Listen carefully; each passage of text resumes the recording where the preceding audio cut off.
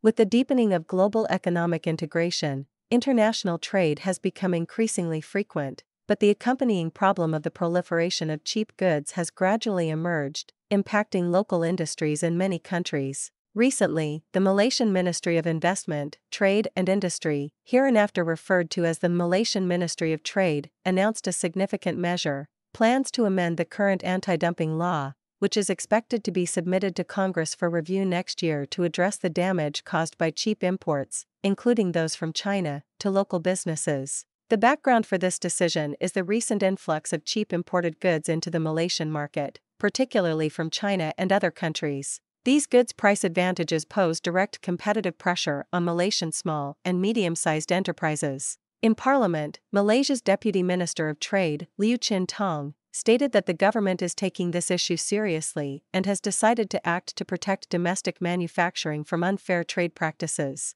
He emphasized that revising the anti-dumping law is not only a reflection on past experiences, but also a proactive response to future changes in the trade environment. Liu Chin Tong pointed out that from 2015 to 2023, the Malaysian Ministry of Trade has implemented 9 anti-dumping measures against exporters from various countries. These measures have somewhat alleviated the impact of cheap goods on the domestic industry. However, with the continuous evolution of the international trade landscape, the existing anti-dumping laws are no longer sufficient to address current needs, necessitating revisions and improvements. It is worth noting that the Malaysian Ministry of Trade's actions align with those of the Indonesian Ministry of Trade. Indonesia is also actively reviewing and controlling the influx of cheap foreign goods to protect the healthy development of its domestic industry. This indicates that, in the context of globalization, effectively managing the proliferation of cheap goods has become a common challenge faced by many countries. Liu Chin Tong also stated that the Malaysian Ministry of Trade will collaborate closely with the China General Chamber of Commerce to jointly assess the impact of Chinese products on local companies and seek win-win solutions. He emphasized that China is one of Malaysia's largest trading partners,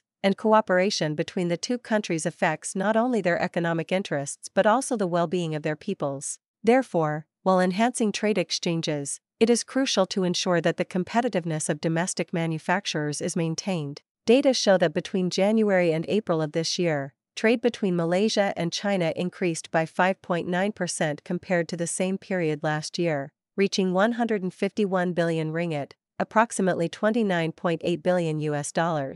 This figure not only reflects the close trade relationship between the two countries, but also suggests potential for further cooperation in various fields in the future. However, as trade volume continues to grow, balancing trade interests with the protection of local industries has become a pressing issue for the Malaysian Ministry of Trade. The ministry's plan to amend the anti-dumping law is a critical measure to address the challenge of cheap goods proliferation and safeguard domestic small and medium-sized enterprises from the impact of unfair trade practices.